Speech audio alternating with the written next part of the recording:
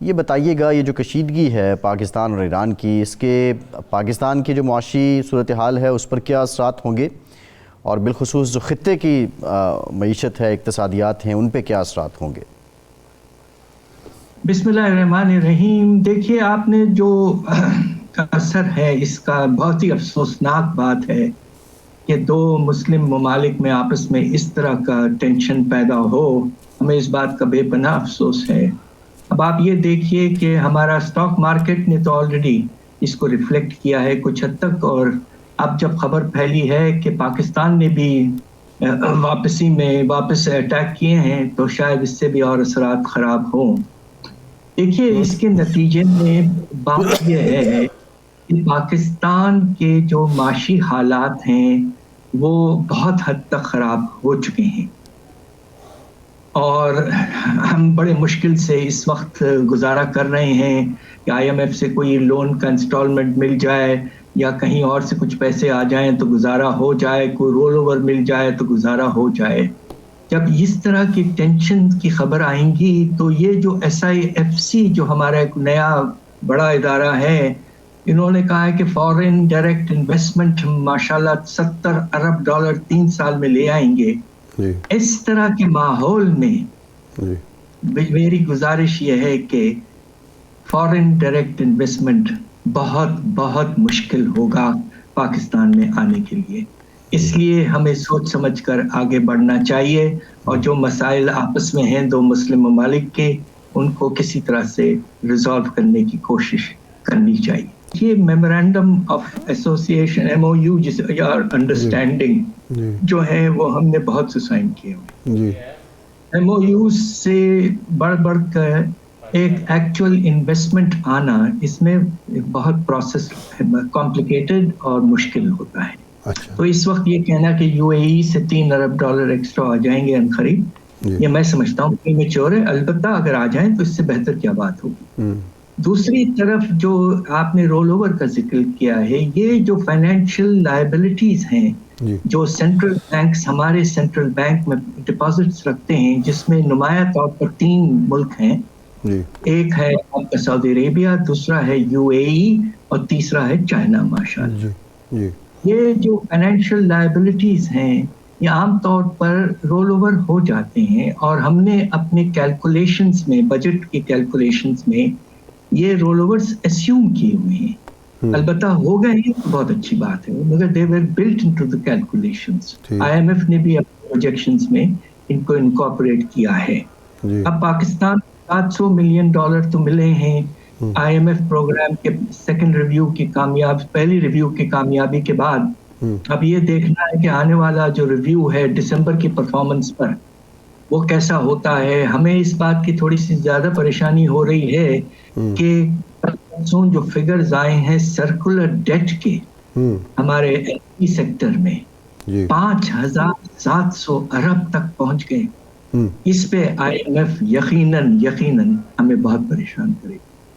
دیکھیے، ہمیں اس بات کا کچھ حد تک افسوس اس بات کا بھی ہے کہ جو مینیفیسٹوز ہونے چاہیے تھے اس مرتبہ، خاص طور پہ ملک کے حالات کو دیکھتے ہوئے، جبکہ افراط زر کی بہت ہی تیز رفتار ہے اور بے روزگاری میں نمایاں طور پر اضافہ ہے، لوگ بہت پریشان ہیں، تو خیال یہ تھا کہ مینیفیسٹو کم از کم ہماری میجر پارٹیز جو ہیں وہ یقیناً ضرور ریلیف کا ذکر کریں، جس طرح بلاول بھٹو کرتے رہتے ہیں، مگر اس کو کس طرح سے ہم فائنینس کریں گے یہ بتانا بہت ضروری ہے، ورنہ یہ ریلیف پروگرام جو خاص طور پہ پیپلز پارٹی نے اناؤنس کیا ہے with all due respects، یہ انسسٹینیبل۔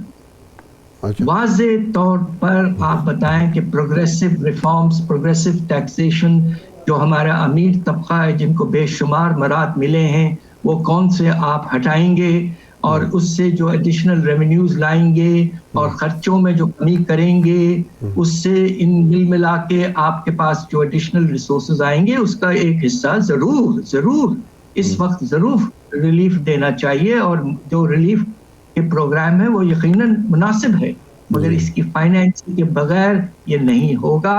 آئی ایم ایف جو ہے آپ کو آگے بڑھنے نہیں دے گا.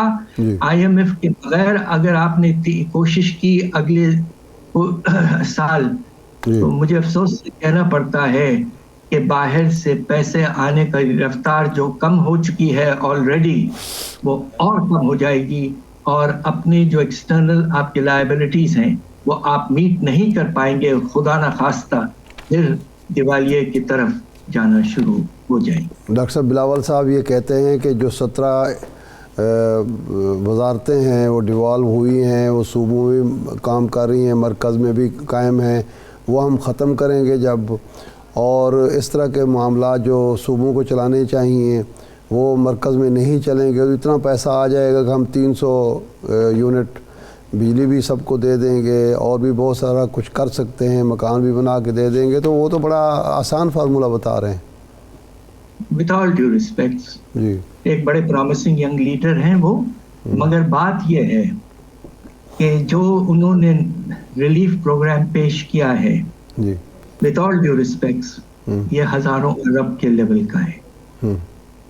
اور جو اگر آپ نے جو منسٹریز جو ڈویژنز جو ہیں جو آپ کو ٹرانسفر کرنے ہیں, اگر اس سے ہمیں 150 سے 200 ارب بھی مل جائیں تو بہت ہی اچھا ہوگا. اس سے بہت بڑا فائنینسنگ پروگرام کی ضرورت ہے, جو ایمبیشس ریلیف پروگرام جسے ہم سپورٹ کرتے ہیں. یقیناً ہماری قوم کو اس وقت ضرورت ہے ریلیف کی, but relief has to be financed to be sustainable. صحیح. اور خاص طور پہ اگر آپ آئی ایم ایف کی چھتری کے نیچے بیٹھے ہوئے ہیں تو اس طرح کی چیز تو خدا نہ خواستہ ہم کر نہیں پائیں گے. آئی ایم ایف کے ایم ڈی نے پاکستان کے بارے میں خود کہا ہے progressive taxation with relief to the پور.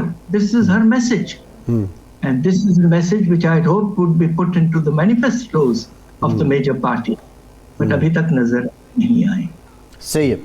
اچھا ڈاکٹر صاحب, ٹیکسیشن بڑھی آئی ایم ایف کے ڈیمانڈز پہ اور اس کے نتیجے میں مہنگائی آئی, لیکن اس کے بعد جو بزنس گروتھ ہے یا نیا بزنس آنا یا پہلے سے موجود بزنس کا سسٹین کرنا, وہ یہ پچھلے 8-10 مہینوں میں کس حد تک بہتر ہوا ہے. اینڈ اگین وہ کون سے حالات ہوں گے کہ جب بزنس بڑھے گا, کاروبار لگے گا, بے روزگاری کم ہوگی؟ بات دراصل یہ ہے کہ جب آپ نے اپنے سود کا لیول جو ہے وہ 22% پہ رکھا ہوا ہے, اس کے نتیجے میں آپ کا خیال ہے کہ پرائیویٹ انویسٹمنٹ ہوگی. دیکھیے اس وقت نہ ہونے کے برابر ہے. اور پچھلے سال اگر تھوڑا سا میں آپ کو اعداد شمار بتا دوں, 1.5% of the G D P یعنی کہ تقریباً 1200 ارب کی کمی آئی تھی پرائیویٹ انویسٹمنٹ. اچھا. اور وہ سلسلہ ابھی تک جاری ہے. مشنری کی امپورٹ کم ہوئی ہے, اس لیے بھی آپ کے ٹوٹل امپورٹس کچھ کم ہوئے ہیں. صحیح. اس وقت آپ کا جو پرائیویٹ سیکٹر ہے وہ بہت پریشان ہے. ایک طرف انٹرسٹ ریٹس بے پناہ لیول پہ جا چکے ہیں, دوسری طرف جو بجلی اور گیس کے نرخوں پر آپ نے جو اضافہ کیا ہے, آپ نے گیس کے نرخوں میں تو تقریباً 550% اضافہ کیا ہے جی, اور آپ نے اب بجلی کے نرخوں میں بھی بے تحاشا اضافہ کرنے والے ہیں. اور جو ایک ہمارے ایکسپورٹرز ہیں بیچارے, ان کو روپے کی قدر میں اضافے سے ان کو نقصان ہوتا ہے. سو نتیجہ یہ ہے کہ آل دیز تھنگس کمبائنڈ آپ کا صنعتی پیداوار منفی ہے. پچھلے سال منفی 10% تھا, خدا نخواستہ اس سال بھی منفی 2-3-4% ہو سکتا.